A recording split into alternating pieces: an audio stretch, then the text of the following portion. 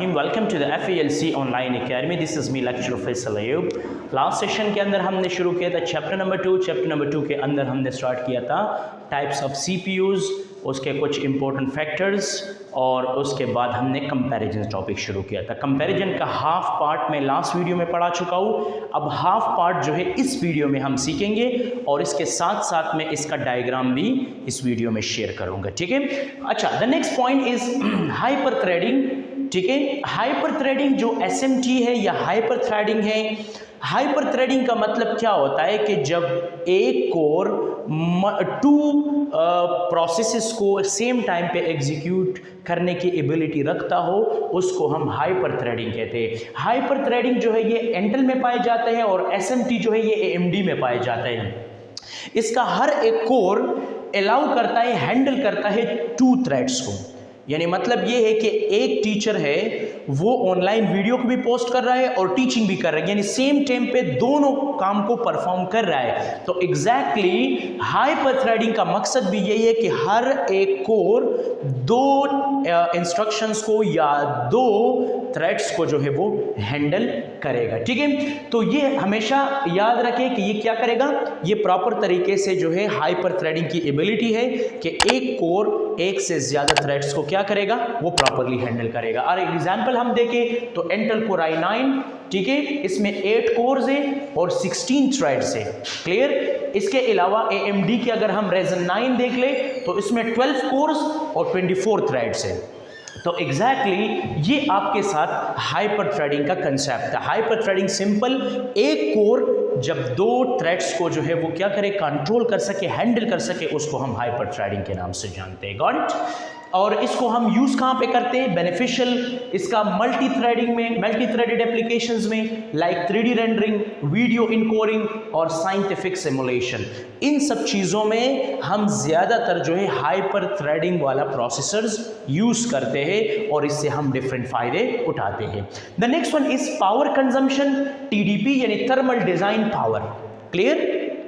Power consumption का मतलब ये होता है कि वोल्टेज की, वाट की बात हो रहा है कि मतलब आपकी कंप्यूटर जब आपकी इलेक्ट्रिसिटी के ऊपर रन होता है तो एग्जैक्टली आपकी कंप्यूटर के लिए पावर चाहिए. जितना पावरफुल कंप्यूटर होगा उतना वो हाई पावर कंज्यूम करेगा, जितना नॉर्मल कंप्यूटर होगा वो नॉर्मल पावर कंज्यूम करेगा. तो एग्जैक्टली पावर कंजम्पशन मेजर होता है वॉट्स में. जिसका TDP लोअर हो यानी लोअर TDP हो, जिसका TDP कम हो, तो इसका मतलब यही होता है कि इसका होगा बेटर एनर्जी एफिशिएंसी. और वाइल हायर TDP, अगर किसी मतलब सिस्टम का TDP हाई है यानी पावर कंजम्पशन ज़्यादा है, तो वो क्या करेगा, वो पावरफुल परफॉर्मेंस देगा. यानी मैंने पहले बताया कि जो कंप्यूटर नॉर्मल पावर कंज्यूम करेगा उसका स्पीड, उसका परफॉर्मेंस भी नॉर्मल होगा. और अगर कोई हैवी सिस्टम है, ठीक है, जिस तरह सर्वर्स वगैरह है या वर्कस्टेशन है, मतलब कि कोई हैवी सिस्टम है, तो एग्जैक्टली वो हाई पावर कंज्यूम करेगा, उसका TDP हाई होगा, तो उसका जो परफॉर्मेंस है वो बहुत बेटर और एफिशिएंट होगा. क्लियर. अगर इसकी एग्जांपल हम देख ले तो इंटेल कोर i9 इसका 125 वाट है TDP, और अगर AMD Ryzen 9 की हम बात करें तो उसका 105 वाट TDP है. तो एग्जैक्टली टू पावर कंजम्पशन ये अकॉर्डिंग टू क्या होता है, अकॉर्डिंग टू द परफॉर्मेंस होता है. अगर किसी कंप्यूटर के ऊपर कोई हैवी काम कर रहे हैं आप, तो एग्जैक्टली वो TDP को हायर जो है वो TDP लेगा, और जो नॉर्मल कंप्यूटर होगा वो लोअर TDP लेगा. तो एग्जैक्टली वो सब चीज़ों को प्रॉपर तरीके से जो है कंज्यूम करता है. Clear. The next one is, इसको इस्तेमाल हम कहाँ पर करते हैं, lower power consumption is ideal for laptop in mobile devices. क्योंकि वजह ये है कि जो लोअर पावर कंजम्पशन है तो इससे ये होता है कि काम ज़्यादा होता है और ये एनर्जी कम वेस्ट करता है. जिस तरह लैपटॉप में बैटरी होता है, इसी तरह मोबाइल डिवाइसेस में बैटरी वगैरह पाए जाते हैं जिसको हम इलेक्ट्रिसिटी से चार्ज करके फिर ओवर 2 आवर्स जो है उस पर हम इजीली काम कर सकते हैं. तो इसका TDP जो है वो लोअर है. While higher power CPUs are found in desktops and workstations. जो वर्कस्टेशन है कंप्यूटर्स है या डेस्कटॉप कंप्यूटर्स है तो वो हाई पावर कंज्यूम करता है, यानी इसके ऊपर हम हैवी काम्स करते हैं, तो एग्जैक्टली उसका पावर कंजम्पशन बनिस्बत मोबाइल डिवाइसेस और लैपटॉप वो काफ़ी हाई, इसका TDP हाई होता है तो इसका परफॉर्मेंस भी बहुत बेस्ट होता है. क्लियर. तो ये बात यहाँ पर क्लेरिफाइड करें कि पावर कंजम्पशन ये बहुत ज़्यादा ज़रूरी चीज़ है. नेक्स्ट वन है कैश साइज. कैश मैंने पहले भी बताया कि एक स्मॉलेस्ट एंड फास्टेस्ट मेमोरी है जो इनसाइड द सीपीयू चिप लगा होता है, ठीक है।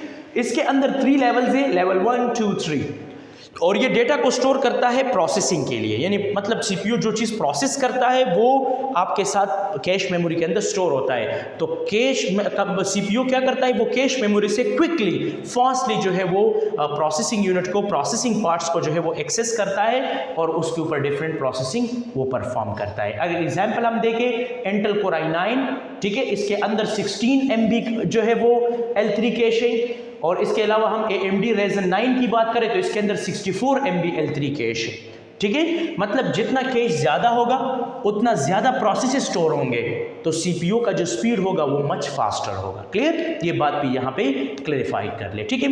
नेक्स्ट वन हमारे पास है इंटीग्रेटेड ग्राफिक्स, जिसको हम IGPUs या GPUs के नाम से जो हम जानते हैं, ग्राफिक कार्ड, जिस तरह हम अपने कंप्यूटर में भी इंस्टॉल करते हैं। तो सम सीपीयूज जो है वो इसके अंदर automatically integrated graphics for handling visual task without a dedicated GPU, यानी मतलब क्या है कि कुछ इस तरह प्रोसेसर्स है जिसके अंदर बिल्ट इन ग्राफिक्स आता है, जो वो ग्राफिक मतलब कि इंटीग्रेटेड ग्राफिक्स को या विजुअल टास्क को प्रॉपरली परफॉर्म करता है विदाउट डेडिकेटेड जीपीयूज। तो मतलब मेरे कहने का मकसद यही है कि कुछ इस तरह सीपीयूज है जिसके अंदर बिल्ट इन ग्राफिक कार्ड्स आता है जो वो आपकी ग्राफिक को हैंडल करता है प्रॉपर तरतीब से। अगर हम एग्जाम्पल की बात करें इंटेल कोर i5, ठीक है, और इंटेल कंपनी के अंदर जो अपना ग्राफिक्स आता है वो होता है UHD, यानी अल्ट्रा हाई डेफिनेशन ग्राफिक्स होता है इसके अंदर। और इसके अलावा अगर हम AMD Ryzen की बात करें तो इसके अंदर भी हमारे पास जो है ये वाला पार्ट से कम ये वाला जो ग्राफिक है इंटीग्रेटेड ग्राफिक ये पाए जाते हैं, ठीक है। अच्छा, ये बात तो हो गया। अब जो इंटीग्रेटेड ग्राफिक से ये जनरल पर्पस कंप्यूटिंग के अंदर ज़्यादातर हम लाइट गेमिंग के लिए इस्तेमाल करते हैं, और अगर डेडिकेटेड जीपीयू हो तो वो जो है फॉर हाई एंडिंग गेमिंग और रेंडरिंग के लिए हम इस्तेमाल करते हैं। मिसाल के तौर पे मैं किसी कंप्यूटर के ऊपर हाई ग्राफिक्स पे काम कर रहा हूँ तो मैं एग्जैक्टली डेडिकेटेड जीपीयूज को यूज़ करूँगा। और अगर नॉर्मली मैं कोई गेम वगैरह खेल रहा हूँ, GTA वाइस सिटी या नॉर्मल गेम्स वगैरह मैं अपने कंप्यूटर के ऊपर चला रहा हूँ, या नॉर्मल IGI वगैरह गेम्स चला रहा हूँ, तो उसके लिए नॉर्मल जो इसके अंदर इंटीग्रेटेड जीपीयूज है वो प्रॉपरली उस ग्राफिक को ईजिली कवर करते हैं। लेकिन अगर आप हैवी गेम्स खेल रहे हो तो एग्जैक्टली उसके लिए आप डेडिकेटेड जीपीयूज को लाजमी इंस्टॉल करेंगे, ठीक है, और हाई रेंडरिंग के लिए भी इसको इस्तेमाल किया जाता है। क्लियर, तो ये पॉइंट भी यहाँ पर क्लियर हो गया। और लास्ट वाला पॉइंट है वो है प्राइस। अब बात आती है प्राइस की कि अगर मेरे पास बजट है तो मैं अपनी बजट के मुताबिक कौन सा सीपीयू परचेज करूँ, मतलब कि कौन सा जो प्रोसेसर है वो इंस्टॉल कर दूँ। अगर नॉर्मल बजट है, budget processors for basic computing needs, यानी नॉर्मली चीज़ों के लिए, मिसाल के तौर पे अगर आप ऑफिस वर्क कर रहे हो, ब्राउजिंग कर रहे हो, मीडिया कंजम्पशन, नॉर्मल चीज़ों के लिए जब आप अपने कंप्यूटर को इस्तेमाल करते हो तो इसके लिए आप बजट में नॉर्मल प्रोसेसर्स लगा दें, कोर i3 और AMD Ryzen 3 वगैरह, ये नॉर्मल वगैरह आप यूज़ कर सकते हो, इसमें कोई इतनी बड़ी बात नहीं है। आप अपनी कंप्यूटर को फास्टली, क्विकली और इस पर डिफरेंट ऑपरेशंस को परफॉर्म कर सकते हो। अगर मिड रेंज की बात किया करें, मतलब ये फॉर गेमिंग या मल्टीटास्किंग के लिए इस्तेमाल करते हैं हम, ठीक है, ये जनरल यूज़ का है। इसको हम गेमिंग के लिए, लाइट कंटेंट्स क्रिएशंस के लिए, जनरल प्रोडक्टिविटी के लिए, इन सब चीज़ों के लिए हम इस चीज़ का इस्तेमाल करते हो। ये है इंटेल कोर i5 और इसके अलावा AMD Ryzen 5। ये नॉर्मली आप मिड रेंज इस्तेमाल कर सकते हो, मतलब ना ज़्यादा हाई है ना ज़्यादा लो है, आप नॉर्मली अपना काम इजीली इस पर परफॉर्म कर सकते हो, गेम्स वगैरह खेल सकते हो, प्रोग्रामिंग वगैरह कर सकते हो, ठीक है, इस तरह लाइट कंटेंट्स क्रिएशन कर सकते हो वगैरह वगैरह, इसके ऊपर आप बना सकते हो।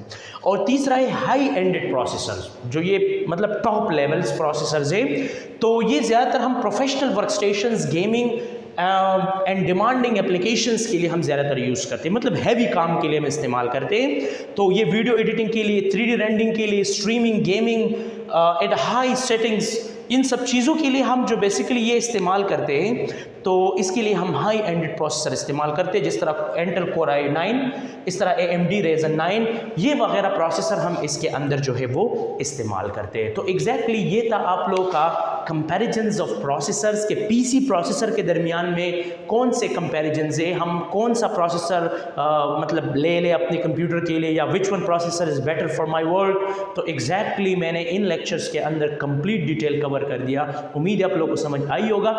इसका जो डायग्राम है इन दोनों की कंपैरिजन डायग्राम में मैं इस वीडियो के अंदर शेयर कर दूंगा। Thanks for watching me, see you next lecture.